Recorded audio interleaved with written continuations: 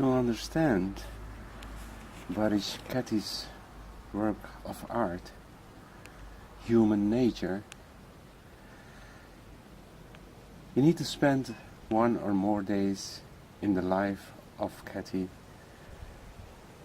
to understand that whatever her eye sees creates a new dimension of reality. A lot of people, including me, use the eyes in which the light has been reflected to observe everything in the world, but we don't really see.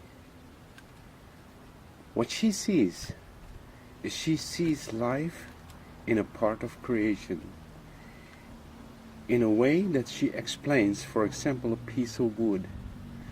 Her eyes sees a woman's body in a piece of wood.